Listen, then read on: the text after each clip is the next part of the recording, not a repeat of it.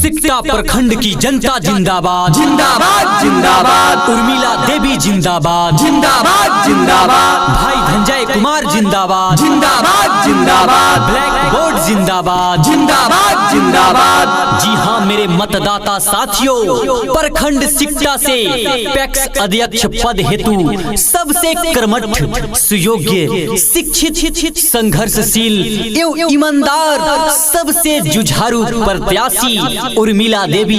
जी हाँ, आप इनको भली भांति जानते हैं, पहचानते हैं। भाई धनंजय कुमार को भी जानते हैं, पहचानते हैं। और इनका चुनाव चिन्ह है ब्लैक बोर्ड छाप। जी हाँ, ब्लैक बोर्ड छाप जो कि क्रम संख्या 2 नंबर पर अंकित है। तो इस बार उर्मिला देवी भाई धनंजय कुमार को अपना बहुमूल्य वोट देकर इनको भारी से भारी मत से विजयी बनाना है। अब की उर्मिला देवी के भैया जिताई दी हो, अध्यक्ष बनाई दी हो।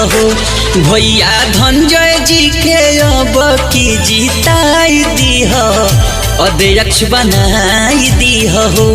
अब की ब्लैक बोर्ड पर मोहर लगाई दी हो, अध्यक्ष बनाई दी हो।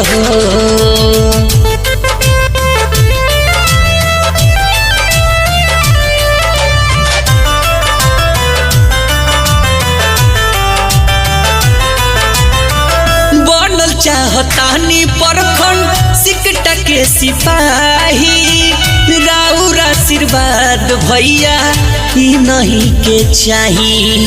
अरे भैया, अरे ध्यान देवे के बा हो।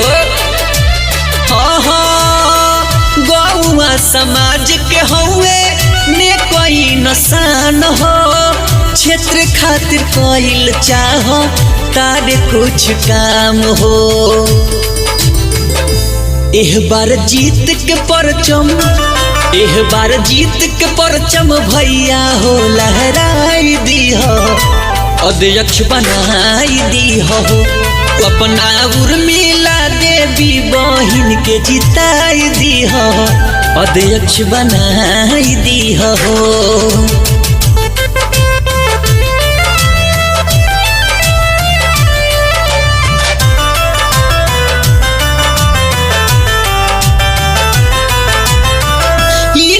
के चर्चा बाटे देखो चारू ओर हो, गाँव नगर गली गली भइल बाटे शोर हो।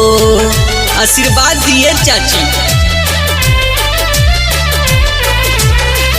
ई नहीं के चर्चा बाटे देखो चारू ओर हो, गाँव नगर गली गली भइल बाटे शोर हो।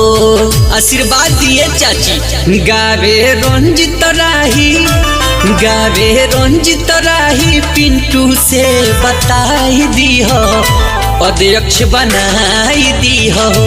अब की ब्लैक बोर्ड पर मोहर लगाई दी हो, विजयी बनाई दी हो।